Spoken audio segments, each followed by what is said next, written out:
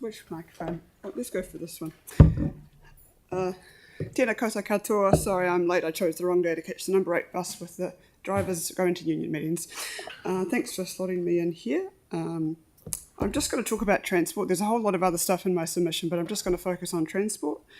Firstly, I disagree with the government's proposal to reverse speed limit changes, and I urge you to please consult with the people and try to keep those speed limits, to stop wasting money on changing speed limits back to faster speeds, which is totally unnecessary, as the people want the slower speeds and they save lives. I'm disappointed that, of course, my local cycleway, the Wheels to Wings, has been delayed yet again. But I'm pleased to see that at least the crossing outside Harewood School and some other crossings are being done. Could I urge you to please do all of the crossings and do temporary, like Park Terrace, temporary cycleway down the rest of the route, which is much cheaper, and then at some future time when we have a left-leaning government, we could put in a permanent solution to those temporary solutions that are put in for now. But all of those crossings, the roundabout, which is a complete nightmare, up near Numbuck Boulevard, all of those crossings need to be put in place sooner so that those temporary routes can be formed. The same can be done in the northeast with temporary routes put in and some crossings put in at key places, so that at a future point we can have those permanent cycleways as we desire and we desperately need, especially in the northwest and the northeast of the city. Disappointed, of course, with the bus Lincoln Road being delayed again. I understand that you want to get some government money. It's a real juggle, but we just desperately need to get our buses more reliable. I was 20 minutes delayed today, for example. There was no information to say which routes were being delayed and which routes were being cancelled today on the bus website. It was absolute shambles. And the buses are key for people like me who are currently unable to ride a bicycle.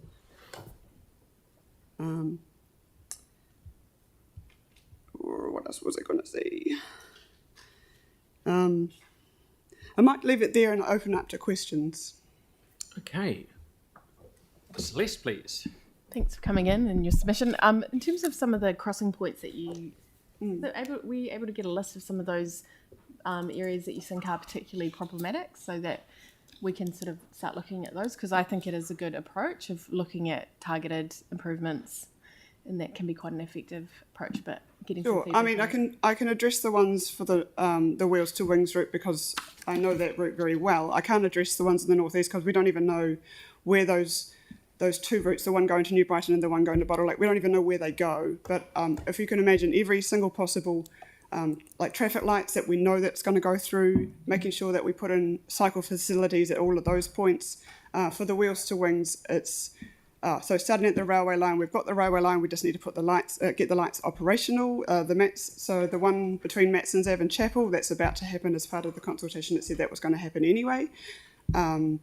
And then when we get to the intersection with Greer's and Harewood, we could put cycle facilities in there. The roundabout is the key one. That's a massive redo of the roundabout. I think the whole roundabout should just go to a single lane. It takes out all the confusion. I know it's a massive rejig, but the single lane would just takes away all the confusion of that roundabout because people do not indicate. And then the next one would be Gardeners Breens Harewood, which is in the consultation, desperately needed. I live very close to the intersection, and there are people who stop in the middle of the intersection to get across it. It's an absolute nightmare. And then at the end of Numbuck Boulevard, there needs to be a crossing there, and then the Harewood School. So that's the Wheels to Wings route there. Okay. All good. Yeah. Aaron? Yeah, Fiona, on the roundabout one, Phil did a back of the envelope at some point, it's not public knowledge, of taking the roundabout out and realigning the intersection there. So just making it, so obviously you're going to sweep the road round and line up with Highstead and have it just a regular intersection. Do you think that would be a lot better than trying to fix an egg-shaped roundabout? I mean, people love the trees. So if we could find a way to put trees in... or keep as many of the ones there as possible. Yeah, I know some of them are end of life anyway. But yeah, I think traffic lights would be safer than the egg-shaped roundabout.